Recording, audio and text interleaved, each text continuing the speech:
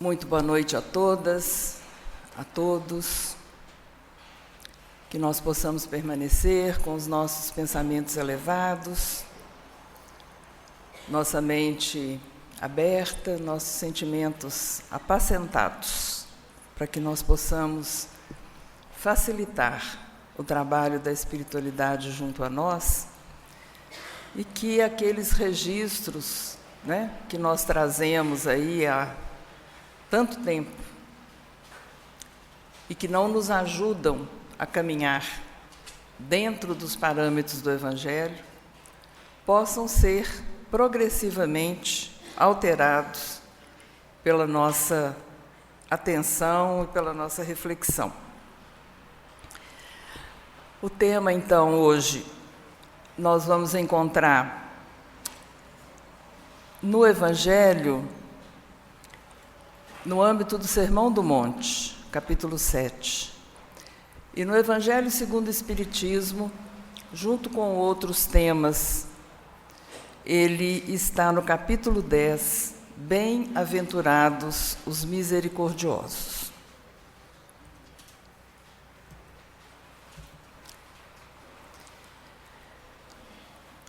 Como que começa o capítulo 7? Não julgueis para que não sejais julgados, pois com o juízo com que julgais, sereis julgados, e com a medida que medis, sereis medidos. Nós já compreendemos, já entendemos, mesmo que ainda superficialmente,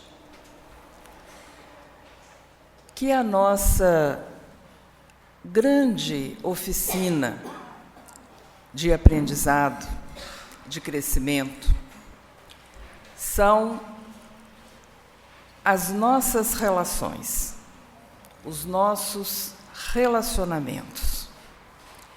Sejam eles na nossa família, no nosso trabalho, na casa espírita, onde quer que estejamos. O nosso burilamento, o nosso crescimento espiritual vai se dar por meio das relações. Por quê? Jesus disse que ele daria um mandamento que resumiria toda a lei e todos os profetas. E ele disse: amai a Deus sobre todas as coisas e ao próximo como a si mesmo. Então, quando a gente reflete nessa segunda parte, de amar ao próximo como a si mesmo, a gente começa a entender o que Jesus nos disse aqui no capítulo 7. Se eu me relaciono com o outro num determinado padrão, de certa forma, eu estou autorizando que aquela mesma forma de tratamento seja aplicada a mim. Porque uma outra tradução que tem do amar ao próximo como a si mesmo é: não façais aos outros o que não quereis receber. E quando nós vamos estudar as leis que nos regem, porque nós não somos mais crianças espirituais para ficarmos pensando que existe uma figura que nós chamamos Deus, que para nós é a inteligência suprema, que vai nos julgar, que está anotando as nossas falhas, as nossas dificuldades, os nossos erros. Questão 621 do Livro dos Espíritos nos ensina claramente: a lei está inscrita em nossa consciência. Então, eu tenho que me haver com a minha consciência. Porque a minha consciência é o divino em mim, é a lei inscrita em mim.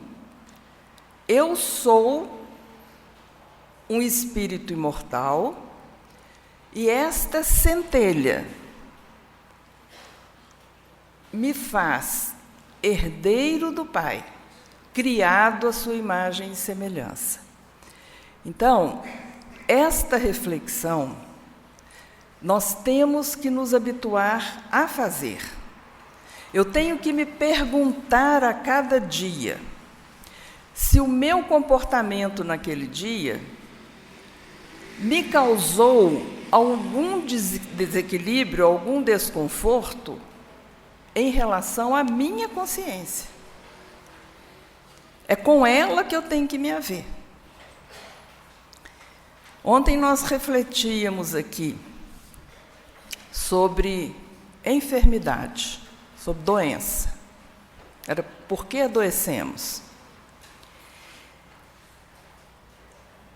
E quando nós estudávamos e preparávamos o tema, a gente adoece toda vez que a gente se afasta desse foco de amor e de luz que é Deus. E toda vez que eu me afasto, eu vou agredir a minha consciência. Eu vou entrar em desequilíbrio. E esse desequilíbrio vai acabar refletindo no meu corpo físico.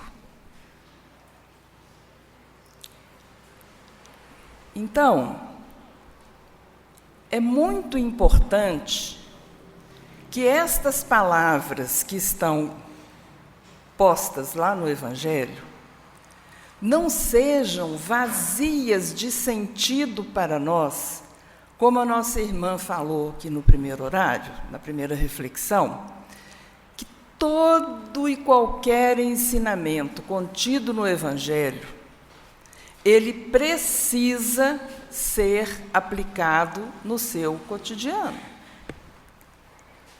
Não tem alguma coisa que eu possa deixar para o fim de semana. Ou isso aqui eu vou respeitar só segunda, quarta e sexta. Né? Quando eu era criança, eu era muito arteira. E eu ia para o catecismo, eu tinha certeza que Deus estava muito ocupado para prestar atenção nas artes que eu tinha feito. Para mim, era um livro grandão que ele ia escrevendo. Né?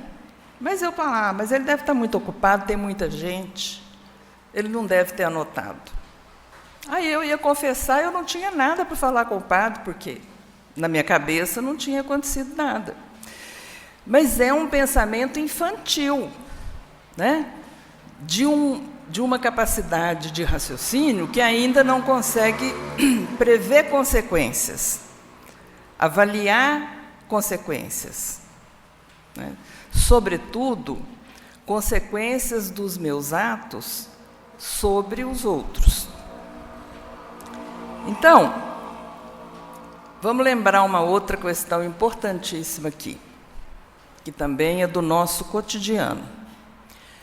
Nós já entendemos que quem manda, quem governa, cada um de nós, é a mente, é o espírito, certo?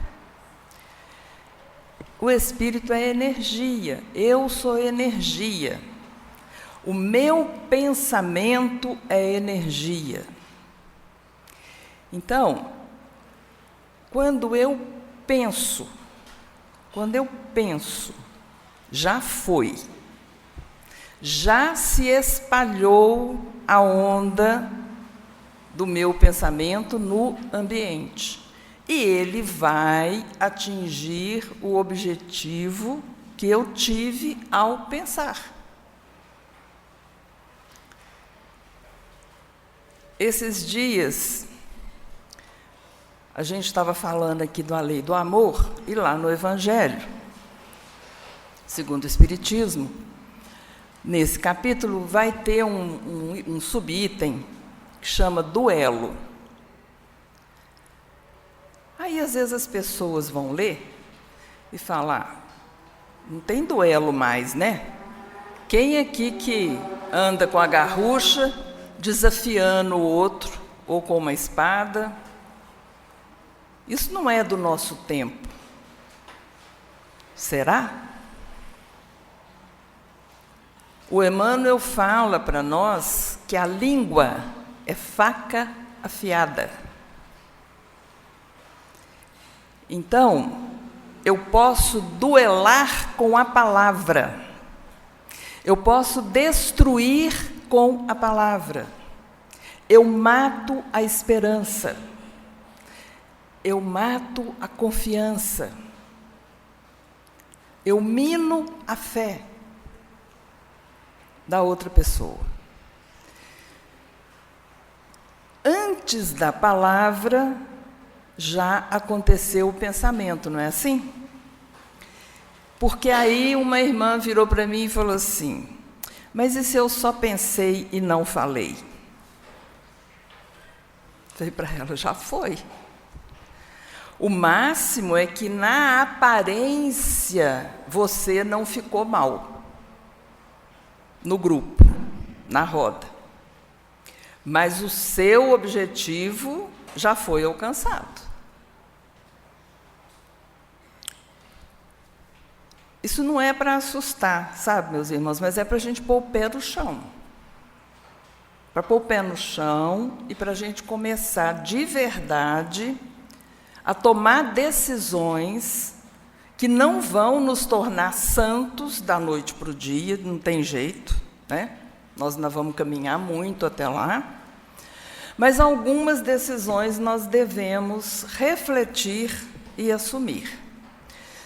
Por exemplo, Emmanuel vai nos dizer, no livro Algo Mais, capítulo 28, ele diz assim, ó, se te decidires a praticar a compreensão, adiantar-te-ás consideravelmente no caminho do amor, em direção à paz que te fará suporte à felicidade.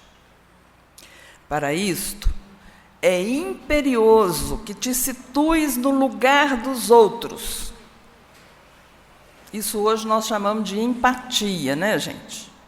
De modo a que não percas tempo com qualquer julgamento leviano, capaz de arrojar-te em complicações e enganos, por vezes de longa duração.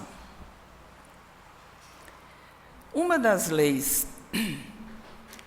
que eu acho assim mais interessante para refletir, pelo paradoxo que ela representa, depois vocês leiam lá no Livro dos Espíritos, é a lei da igualdade. Por quê? Porque o que ela vai nos dizer em síntese é que é nosso dever respeitar as diferenças. E cada dia mais isso está presente entre nós. Cada dia mais a gente se depara com intolerância, com graves consequências, porque não é sem consequência. Esse tipo de energia, né, circulando, ela tem consequências para todos nós na sociedade. Então, compreensão, que vai também nos remeter, se eu faço o esforço de compreender, mesmo que eu ainda não entenda completamente, eu preciso fazer o exercício da aceitação. Por quê? Olha, se eu já entendi que fomos criados simples e ignorantes, e que no plano de Deus nós vamos ter infinitas existências, para que a gente possa desvelar todo o potencial de perfectibilidade que nós trazemos em nós. Um dia seremos criaturas perfeitas, né? Chegaremos lá. E para isso, eu vou ter que conquistar passo a passo, né? Fazer esse esforço passo a passo. Então, se eu não dou conta de exercitar a aceitação, lembrando que o outro está a caminho, assim como eu, que o outro tem imperfeições, assim como eu tenho, e que eu não sei em que ponto da caminhada ele está, assim como os outros não sabem em que ponto da caminhada eu estou. O que significa nessa encarnação esta ou aquela experiência para mim ou para o outro? De onde que eu tiro o direito de julgar?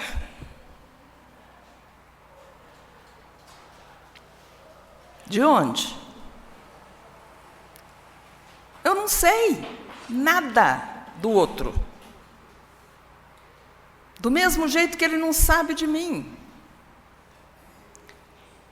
Então, nesse estágio em que nós estamos de aprendizado, né, de aprendizes de amor, incipiente ainda que nós estamos, este conselho do Emmanuel é fundamental.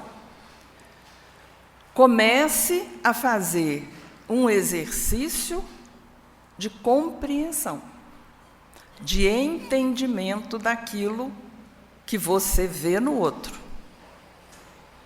e que você vê em você mesmo. Porque, às vezes, a gente também se julga de uma maneira muito destrutiva. E ele continua dizendo para a gente no Ceifa de Luz: à frente, pois, daqueles que te afiguram desnorteados, é uma impressão que eu posso ter, a partir dos meus valores, né, do que eu conheço, eu posso achar que o meu irmão está desnorteado.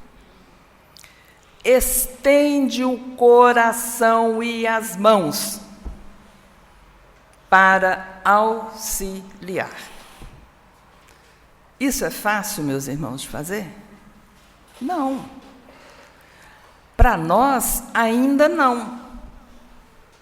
Mas vamos lembrar na trajetória de Jesus quantas vezes ele exemplificou isso. A nossa irmã trouxe aqui no primeiro horário o relato dele com os nossos irmãos desencarnados, equivocados, provavelmente adversários daquele indivíduo encarnado, mas Jesus sabia que aquela relação fazia mal para os dois lados. Né? Fazia mal para os dois lados, porque era prejuízo, né? Era prejuízo, era perseverar numa relação não amorosa.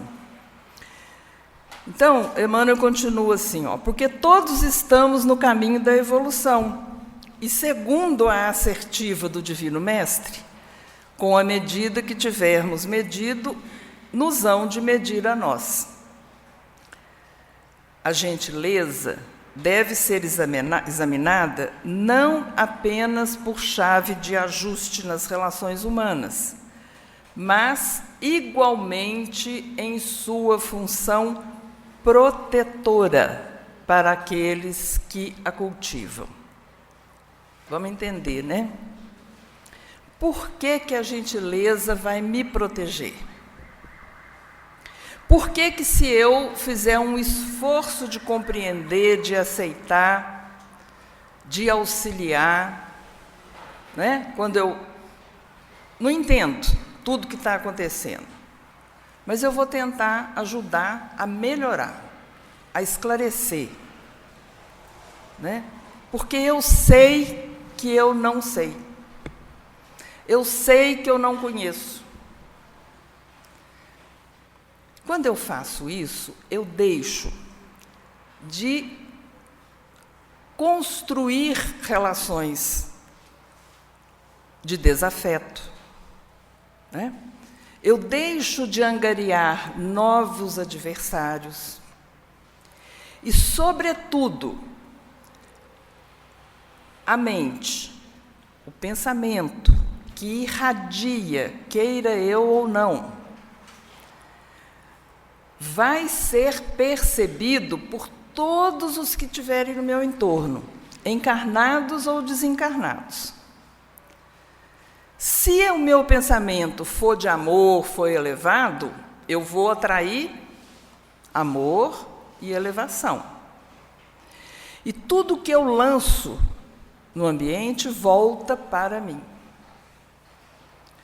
Então, se circular igual bumerangue, um sentimento amoroso, fraterno, de compreensão, né, de aceitação, mesmo que seja com um certo esforço da nossa parte, o que vai voltar para nós também será aceitação, também será amorosidade. Agora, se eu lançar o contrário, eu vou ter que arcar com o retorno, do mesmo jeito. Não tem... A lei é inderrogável, né? Essa leizinha chama ação e reação. O que vai, volta. Hoje, amanhã, depois da manhã, daqui 100 anos, daqui 50 anos. Mas se eu lesar o outro, se eu infringir a lei, eu vou ter que me realinhar com a lei. E para que eu me realinhe com a lei, eu vou ter que, muitas vezes, refazer aquelas relações que eu mesma conspurquei, né? Por isso que usar de gentileza, de compreensão, vai me proteger. Porque vês o cisco no olho do teu irmão e não percebes uma viga no teu olho. Eu tinha um amigo que eu ria dele, que ele médium, uma pessoa muito caridosa, que ele falava assim: ô Lúcia, eu acho que o perispírito fica nas costas. Sabe por quê? Porque a gente só vê o defeito do outro, a gente não vê o da gente, né? Então, a brincadeira dele é que, assim, como está aqui atrás, eu não vejo, mas o do outro eu vejo, né? Porque está na minha frente. Então, eu tenho defeitos, eu tenho falhas. Ô, gente, se eu der conta das minhas, de bom tamanho. Mas mudar, né? Tirar as vigas dos nossos olhos, significa transformar os nossos sentimentos, que vão transformar as nossas atitudes e que vão transformar os nossos atos. Recentemente, a casa me pediu para fazer um estudo que chamava assim: Coragem de ser feliz. Eu falei, nunca pensei por esse ângulo. E, no fim das contas, por que é coragem? Por que precisa de coragem para ser feliz? Porque eu vou estar feliz quando eu estou em estado de harmonia, quando eu não estou em desequilíbrio com a lei.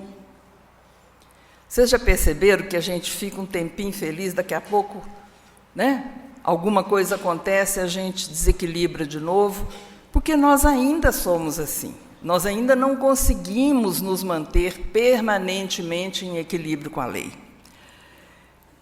E mudar em profundidade, para melhorar essa nossa relação com a nossa própria consciência, precisa de coragem para mudar. Né? Porque eu vou ter que admitir que não está bom, que os meus sentimentos não são da melhor qualidade, que eu não sou aquela pessoa que eu gostaria de ser, ainda não sou.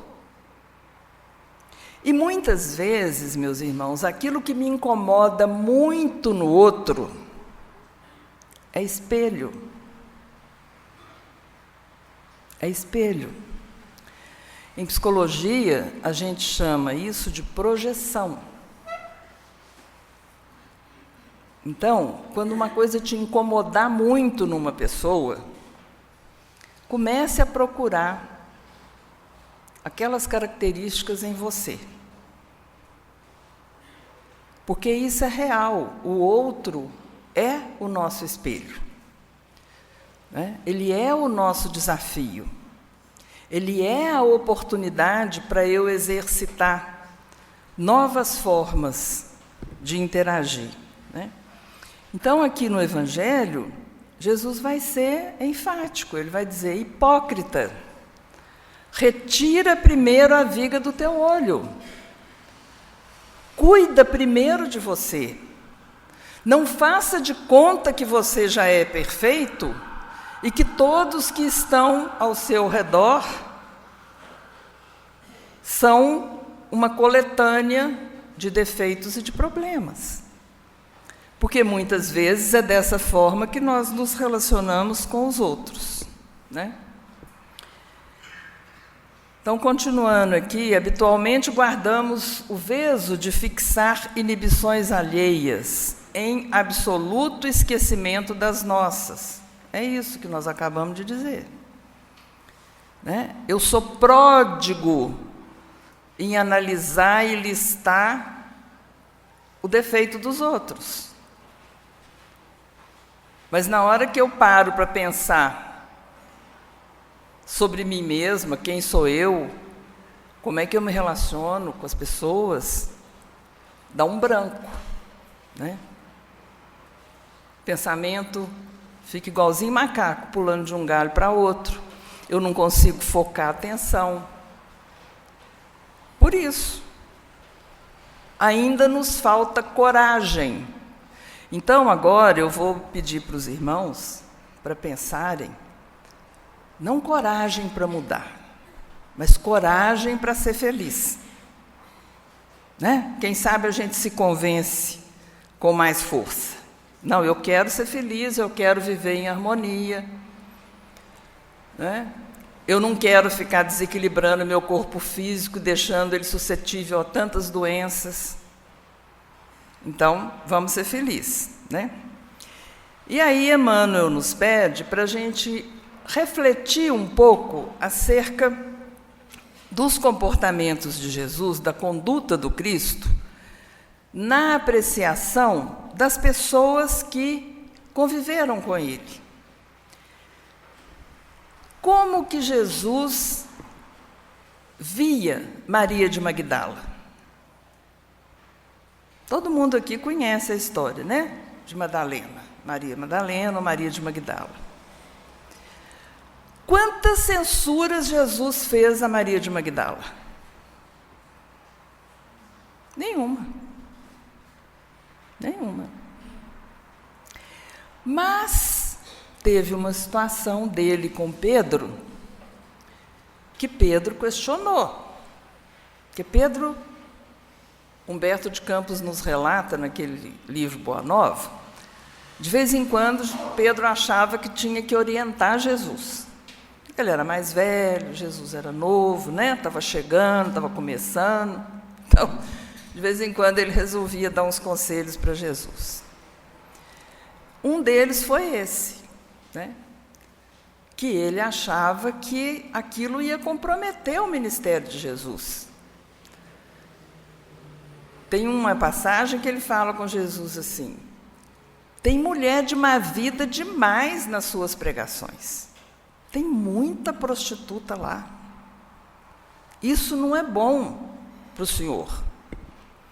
Jesus responde para ele assim: Simão, preocupa comigo não, porque eu vim realizar a vontade do meu Pai. Está tudo certo. A capacidade amorosa do espírito crístico que Jesus é, não tem essas dúvidas que nós temos hoje, nem estas dificuldades de compreender, de aceitar, de entender que todos estão a caminho, que todos têm algo de bom a acrescentar no meio em que vive. E que todos têm muito a aprender. Em relação a Simão, quando ele fala da Maria de Magdala, Jesus anuncia para ele que ela seria importante na implantação do cristianismo. Simão não entende na hora que Jesus fala, obviamente. Mas para quem que Jesus apareceu quando ressuscitou? Para ela. Com quem que ele falou? Maria de Magdala. Né? Tinham outras mulheres que estavam acompanhando-a, mas ele se endereçou a ela.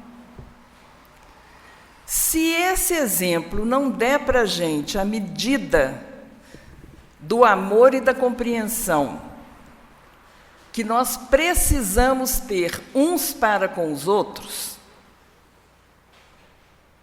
eu acho que só o da mulher adúltera, que tem tanta força e tanto impacto. Né? Porque com a mulher adúltera, ele devolve para a turba, para os sacerdotes, e diz assim: quem não tiver pecado, atire a primeira pedra. E quantas pedradas ela levou?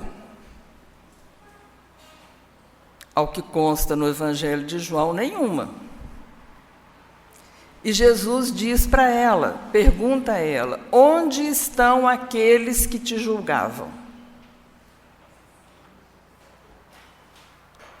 E ele completa: eu também não te julgo. Como é que a gente ainda alimenta esse tipo de comportamento em nós? Não é medo de mudar? Né? De ser diferente? Do que as pessoas vão pensar de mim? Da mesma forma, quando Jesus chama Saulo de Tarso para a missão, Saulo estava a caminho de Damasco para prender e matar Ananias.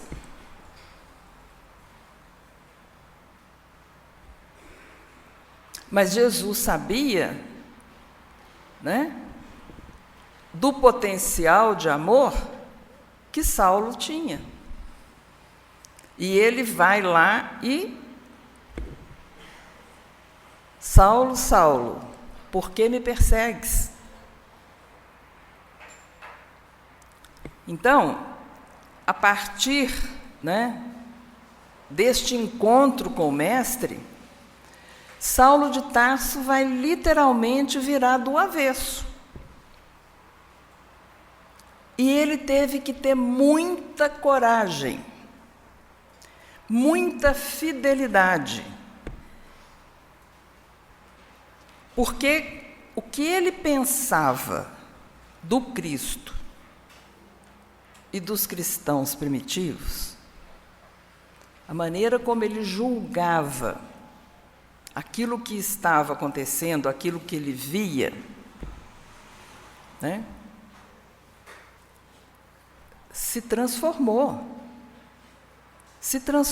completamente. Foi de um dia para o outro? Não. Primeiro ele ficou 3 anos no deserto. Depois ele ficou 3 anos na cidade dele como um mero tecelão. Ele que tinha riqueza, autoridade, poder, que era considerado o príncipe do Sinédrio, o sucessor de Gamaliel no Sinédrio. Então, gente, não é fácil. Mas a gente sabe que é possível, né? A gente sabe que é possível. Busquemos, então, algo do olhar de Jesus para os nossos olhos. E a crítica será definitivamente banida do mundo das nossas consciências. Eu não posso ficar imaginando que o Evangelho é um texto que está lá na Bíblia. Eu preciso incorporar que o Evangelho é Jesus. São os atos de Jesus, os exemplos dele. Então, aquela perguntinha, né, que a gente pode se fazer: se ele estivesse aqui, qual seria o comportamento dele? Não estou dizendo que a gente vai dar conta de fazer tal e qual, mas ele é o modelo, ele é o nosso guia.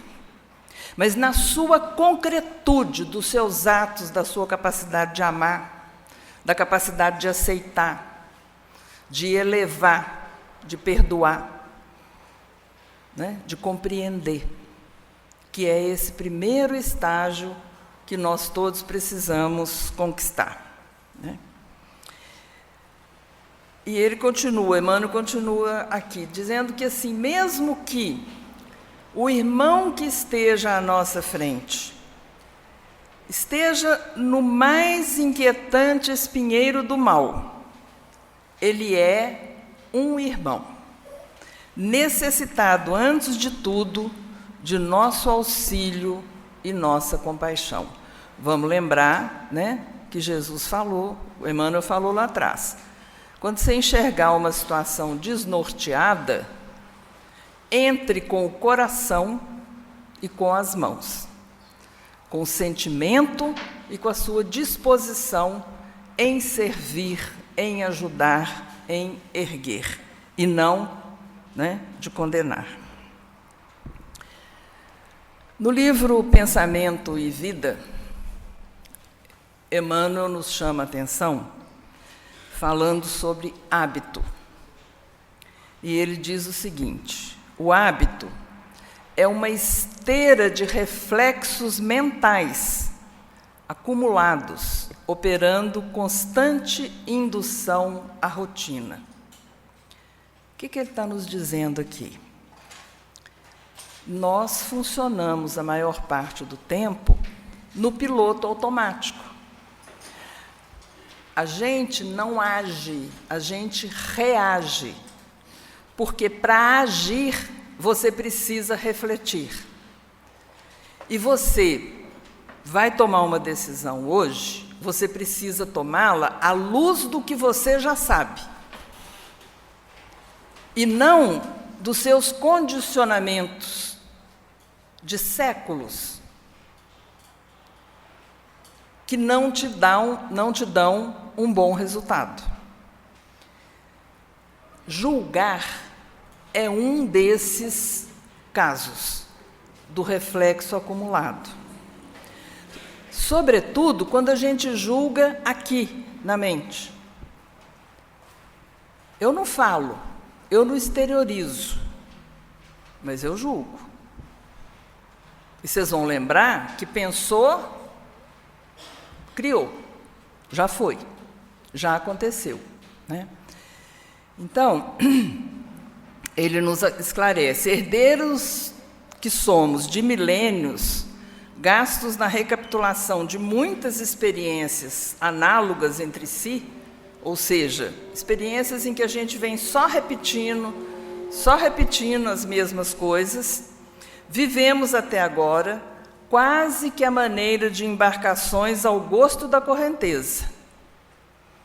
Nossa irmã falou aqui no primeiro horário. Tudo bem, nós temos boleto para pagar, conta para pagar, filho para criar, casa para administrar. Mas você não é isso. Você não é só isso. Está na hora de despertar. Está na hora de se lembrar cotidianamente que todos os desafios rotineiros são apenas oportunidades de aprendizado para novas qualidades e desenvolvimento de virtudes. Porque você vai pagar o boleto desse mês, o mês que vem vai ter de novo. É da condição da nossa vida na matéria. Agora, o que eu estou aprendendo enquanto eu enfrento os desafios do cotidiano? Que qualidades, que características minhas estão se transformando a cada desafio que eu supero? Ou eu estou só seguindo o fluxo, seguindo a correnteza?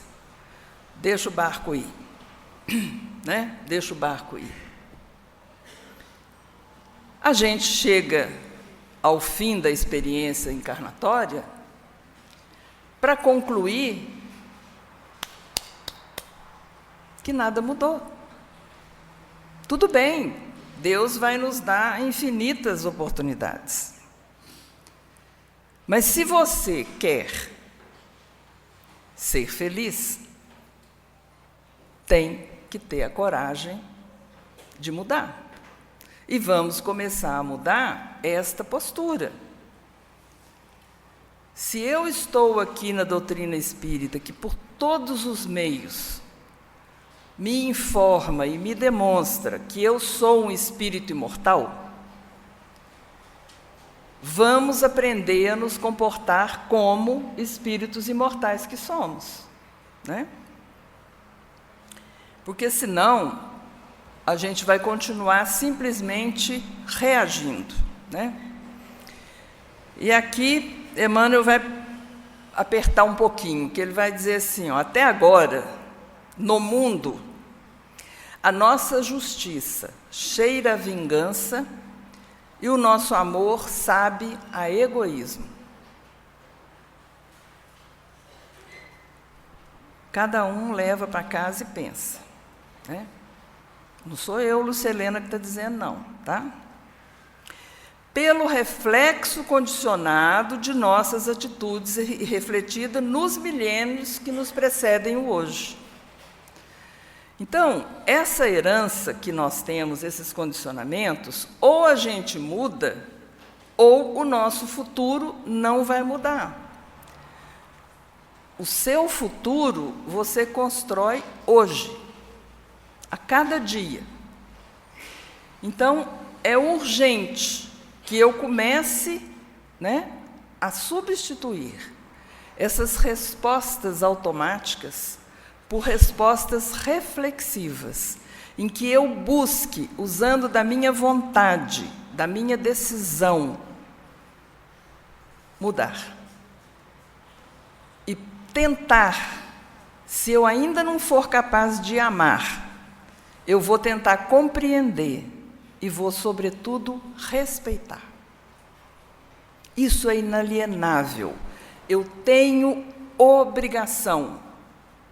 Tem 2000 anos que nós ouvimos o Evangelho.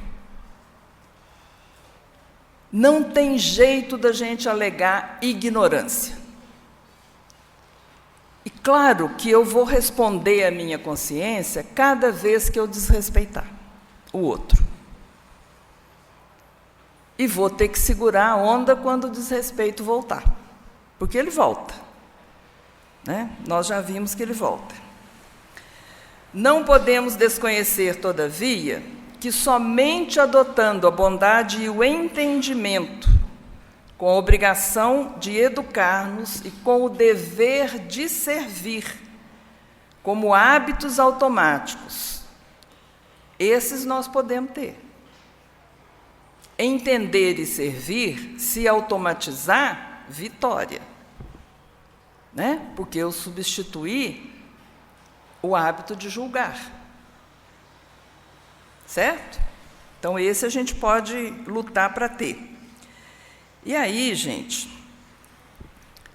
lá, né, nas bem-aventuranças, ele vai dizer: bem-aventurados os misericordiosos, porque receberão misericórdia. É isso que nós estamos falando aqui o tempo inteiro, que você espalhar a volta. Então, ser misericordioso é olhar para o outro com o coração, com o bom sentimento. Né? É você, quando identificar a miséria no outro, aquilo que ele ainda não sabe, aquilo que ele ainda é ignorância em relação à lei, que você já conhece, tenha compaixão,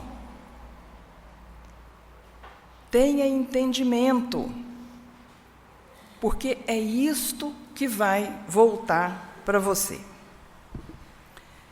E ele continua, né, lá no Evangelho, tem esse comentário de um dos espíritos da Pleiade de espíritos que trabalharam na codificação, que ele vai dizer assim, ó: sede severos convosco, indulgentes para as fraquezas dos outros. O que eu quero receber do outro? É indulgência? É entendimento? É compreensão? Então, eu preciso espalhar isso no meu entorno. Senão, não vai voltar, não. Tá?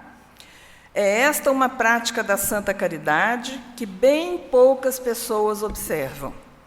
Todos vós tendes maus pendores a vencer, defeitos a corrigir, hábitos a modificar. Vocês estão reparando, gente? Eu trouxe vários pensadores da doutrina e do Evangelho. Eles falam a mesma coisa. Não é possível que a gente não vai ouvir e tentar entender. Né? Onde você procurar, por quê? Porque foi isso que Jesus exemplificou. Foi esse legado que ele nos trouxe para dizer: assim deverá ser o novo homem.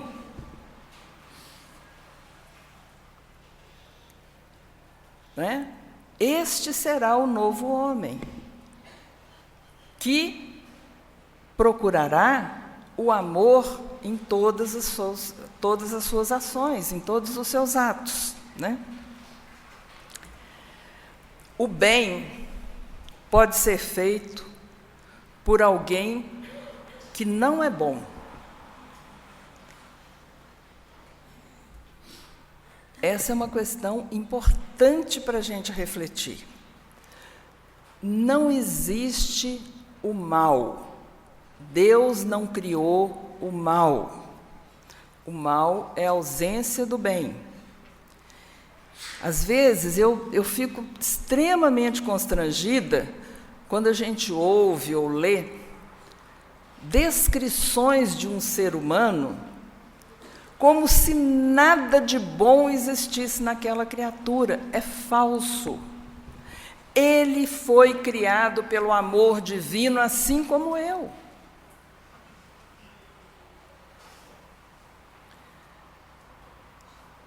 Então, aquele que é bom sempre faz o bem, mas o que é mal também pode fazer o bem. E um dia ele será bom, né? Ele será melhor. A nossa verdadeira relação com Deus, voltando lá no mandamento, fatalmente nos leva à relação ética com os homens. Se eu, de fato, me esforçar para amar a Deus, para respeitar a divindade, eu terei uma relação ética com os homens. E relação ética vai se concretizar no início pelo respeito. E está dito: conhecereis a verdade, e a verdade vos libertará. Nós já conhecemos o Evangelho.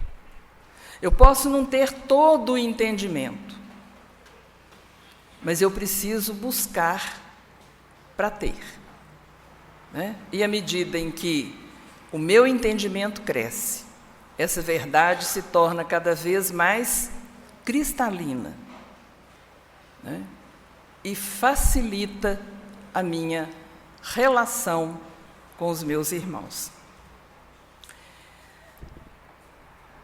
Em Fonte Viva, lição 113, Emmanuel nos diz: é imprescindível habituarmos a visão, a procurar o melhor nos outros, a fim de que não sejamos ludibriados pela malícia que nos é própria. Então, é preciso tomada de consciência, uso da vontade e vigilância. Que nosso Mestre nos fortaleça, que nós continuemos fraternalmente buscando, cada um de nós, nos melhorar a cada dia, e que toda vez que a gente despertar, a gente possa dizer para si mesmo: hoje eu estou um pouquinho melhor do que ontem. Não julguei, não difamei, não usei de maledicência para com os meus irmãos. Muita paz, muito obrigado pelas boas vibrações e pela atenção.